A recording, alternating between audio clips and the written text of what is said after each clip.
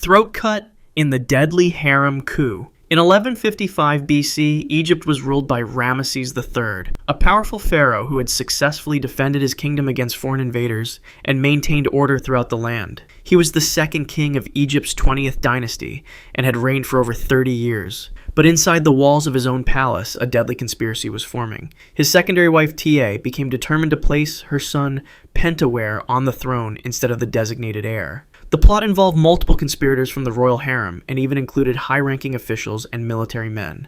Their plan was not merely to remove the pharaoh from power, but to eliminate him entirely. On a night in 1155 BC, the conspirators made their move. Ramesses was attacked suddenly and violently within his own palace. For centuries, the exact manner of his death remained unknown. Modern technology finally revealed the horrifying truth. CT scans of his mummified body, performed in 2012, showed evidence of a brutal assassination. The pharaoh's throat had been sliced open with such ferocity that both his trachea and esophagus were completely severed. The cut was deep and precise, made with a sharp blade, likely a dagger or knife. The wound would have caused near instantaneous death. Blood would have filled his airway, making it impossible to breathe. He would have been unable to call for help. Within seconds, the mighty pharaoh would have collapsed, bleeding profusely from the gaping wound in his neck. But the attack didn't end there. The scans also revealed that his big toe had been hacked off, apparently with a different weapon, suggesting multiple attackers or a frenzied assault. His body bore silent witness to a coordinated and ruthless coup that ended one of Egypt's most successful reigns in sudden violence. The conspirators' plot ultimately failed. Court records showed that those involved were caught and subjected to harsh punishment. Pentawere never claimed the throne he and his mother had killed for. Hacked in battle. King Senebkay's violent end. Around 1650 BC, during Egypt's turbulent Second Intermediate Period, a previously unknown pharaoh met a horrifically violent end on the battlefield. His name was Senebkay, ruler of a short-lived dynasty based in Abydos, sandwiched between more powerful kingdoms to the north and south. His existence was only discovered in 2014 when archaeologists uncovered his tomb and skeletal remains. What they found told the story of one of the most brutal royal deaths in ancient Egyptian history. Senebkay's bones revealed he had suffered at least 18 distinct wounds during his final battle. The attack was systematic and savage. The pattern of injuries showed that the king was likely mounted on horseback when the assault began. His attackers first targeted his lower body, striking at his exposed ankles and feet with sharp weapons. Multiple deep cuts penetrated the bones of both feet. Slash marks on his ankles showed his attackers were trying to bring him down from his elevated position. As Senebkay fell, the assault intensified. His knees were hacked at, with one blow nearly severing his left kneecap. His hands showed defensive wounds, deep gashes where he had tried to shield himself from the onslaught. The killing blows came when he was already on the ground. At least 3 massive strikes to his skull from distinctive duckbill-shaped battle axes crushed through bone. One blow tore into the base of his skull, while another shattered his forehead. A third strike landed above his right ear with such force that it penetrated deep into his brain. Forensic analysis suggests Senebkay remained conscious through much of the attack, aware of each painful blow as his body was systematically destroyed. The pattern of wounds indicates he was surrounded, with attackers striking from multiple angles, giving him no chance to escape. The once-forgotten pharaoh had died fighting, his royal status offering no protection against the brutality of ancient warfare. The split skull of Seqenenre, Ta-2.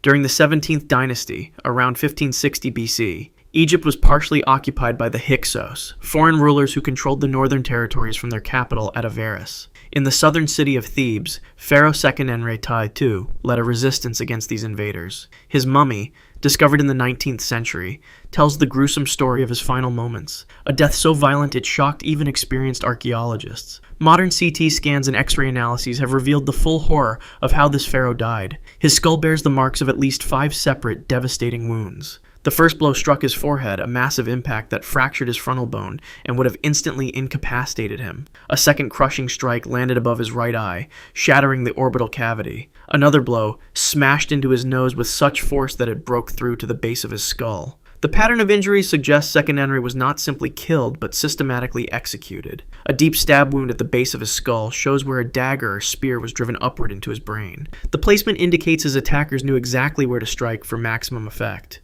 The final blow was a savage cut that tore through his left cheek and broke his jawbone. The forensic evidence indicates Seqenenre was likely kneeling or lying down when most of these wounds were inflicted. He was not killed in the chaos of battle, but methodically dispatched by attackers who took their time. The wounds match Hyksos weapons, particularly the distinctive axe heads found in archaeological sites from the period. Most disturbing of all, the condition of his mummy shows his body was left unattended for hours after death. His facial muscles show signs of decay that occurred before embalmers could begin their work. This suggests he died far from his palace, perhaps as a prisoner in enemy territory. The proud pharaoh who had defied foreign occupation spent his final moments not in battle, but in helpless agony, as his captors systematically destroyed his body, and with it, his royal dignity. The last king led away in chains. In 525 BC, Egypt faced an existential threat. Persian forces led by King Cambyses II invaded the ancient kingdom, determined to add it to their expanding empire. Standing against them was Pharaoh Senebkay III, who had ruled for barely 6 months when the Persian army appeared at Egypt's borders. Unlike previous invasions in Egypt's 3,000-year history, this one would not be repelled. And for Senebkay himself, it would lead to one of the most humiliating ends any pharaoh had ever suffered. The decisive battle took place at Pelusium in the Nile Delta. According to the Greek historian Herodotus, the Egyptians were outmatched and outmaneuvered. Their army collapsed, and Senebkay fled to Memphis, Egypt's ancient capital. The Persians pursued, laying siege to the city. Within days, Memphis fell. Senebkay was captured alive, the beginning of a slow, psychological death that would strip away everything that made him divine in Egyptian eyes. Cambyses ordered his royal prisoner brought before him in chains. The once mighty pharaoh, God incarnate to his people, was now forced to kneel before a foreign king.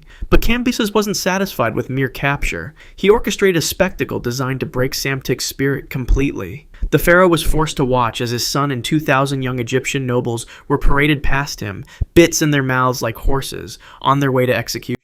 Senebkay maintained his composure until he saw an elderly friend reduced to begging in the streets. Only then did he weep openly, his spirit finally broken. Initially spared execution, Senebkay was kept alive as a trophy, a living symbol of Persian dominance. But according to Herodotus, he couldn't endure this existence for long. He began plotting against his captors, a final desperate attempt to reclaim his honor. When Cambyses discovered these plans, he ordered Senebkay to drink bull's blood, a method of execution that causes agonizing death as the blood coagulates in the stomach and digestive tract. The last native pharaoh of Egypt died in excruciating pain, far from home. His body never returned to the sacred soil he once ruled. The Berenice Slaying. In 80 BC, Egypt was ruled by a queen who commanded the respect of her people. Berenice III was the daughter of Ptolemy IX and had become the sole ruler of Egypt following her father's death. She was popular among Alexandrians, who saw in her a capable leader during turbulent times. But the powerful Roman Republic had other plans for Egypt's throne. Under pressure from Rome, Berenice was forced to accept a co-ruler, her young stepson Ptolemy XI. The arrangement was sealed with marriage, a common practice among the Ptolemaic dynasty, to legitimize rule. The wedding took place in Alexandria with all the expected ceremony, but behind the celebrations lay a calculating plot. Ptolemy XI had been raised in Rome under the influence of the Roman dictator Sulla, who had his own designs for Egypt's wealth. Just 19 days after the wedding, Ptolemy made his move. While Berenice slept in her royal chambers, assassins entered silently. They had been carefully selected and well paid for the task ahead. The queen awoke to find armed men surrounding her bed. Her calls for guards went unanswered. They had either been bribed or killed. What followed was a brutal struggle. Despite being outnumbered, historical accounts suggest Berenice fought desperately for her life. The assassins overpowered her, pinning her to the bed. One of them drew a blade across her throat, slicing through flesh and severing her jugular vein. Blood soaked the royal bedding as Berenice gasped for air, drowning in her own fluids. The murder was meant to secure Ptolemy's sole rule, but it backfired catastrophically. News of the beloved queen's death spread through Alexandria like wildfire. By morning, enraged citizens filled the streets. They stormed the palace, seized the young king, and dragged him to the gymnasium, a public gathering place. There, surrounded by thousands of his subjects, Ptolemy XI was torn apart by the mob. His limbs were ripped from his body while he was still alive, his screams eventually silenced as the crowd dismembered him completely. He had ruled for less than 3 weeks. Overthrown, humiliated, and killed. Around 570 BC, Egypt was torn apart by civil conflict. On one side stood Pharaoh Apries, who had ruled for nearly 2 decades. On the other was Amasis, a general Apries had sent to quell a military rebellion, but who instead joined the rebels and declared himself king. The stage was set for one of Egypt's most brutal power struggles, and for us a death that would strip away all royal dignity. When Apries learned of Amasis' betrayal, he gathered mercenary soldiers from Korea and Greece to fight for him. The two armies met near the city of Memphis. According to the Greek historian Herodotus, the battle was fierce but decisive. Apries' foreign troops were skilled but outnumbered by the Egyptian forces loyal to Amasis. As the day wore on, the battlefield became a slaughterhouse. Accounts differ on what happened next. In one version, Apries was captured on the battlefield. His royal guards cut down around him as he fought to escape. In another, he fled the battle only to be hunted down later. What is certain is that he fell into the hands of Amasis alive. The deposed pharaoh was not executed immediately. Instead, he was taken to his former palace in Sais, now occupied by his rival. There, he was held prisoner in what had once been his own royal chambers. Amasis, perhaps uncertain about killing a man still considered divine by many, initially spared him. This mercy didn't last. According to Herodotus, after repeated plots by Apries to regain power, Amasis handed him over to the Egyptian people, specifically to those who had grievances against the former king. They took Apries from his confinement and strangled him with a cord, a method that would prevent blood from being spilled. Other accounts suggest a more violent end. The Babylonian Chronicle records that Apries died in battle, perhaps in a later attempt to reclaim his throne. Archaeological evidence is inconclusive, but suggests his body was treated with some traditional royal burial rites, a final dignity after a humiliating end. The pharaoh who once styled himself as the one who cannot be overcome had been definitively defeated.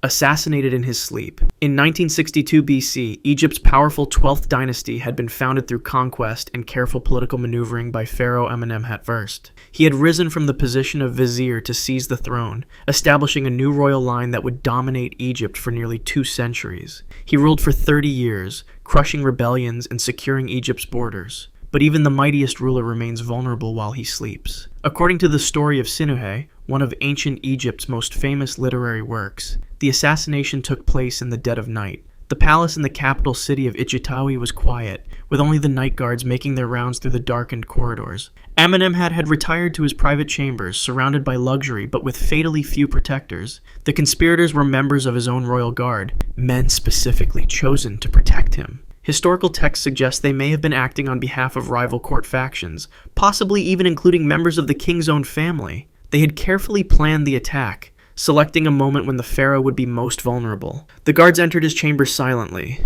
Amenemhat was asleep, unaware of the betrayal unfolding around him. The first blow likely woke him, a sudden sharp pain as a dagger plunged into his side. According to the ancient text, he fought back fiercely despite the surprise. It was after supper, when night had fallen, and I had taken an hour of rest. I was asleep, but my heart was awake, the text recounts in the king's voice. The struggle was brief, but violent. Multiple attackers surrounded the bed, stabbing repeatedly with bronze daggers. The aging king, despite his military experience, had no chance against so many armed men in such close quarters. He suffered numerous wounds to his torso and neck, each one drawing more of his royal blood. The final blow came as a thrust to his heart, ending the life of Egypt's great unifier. In his instructions, supposedly written for his son Senusret I, the dying king's final lesson was clear: trust no brother, know no friend. Senusret, who was away leading a military campaign when his father was killed, returned quickly to secure his succession and hunt down the assassins.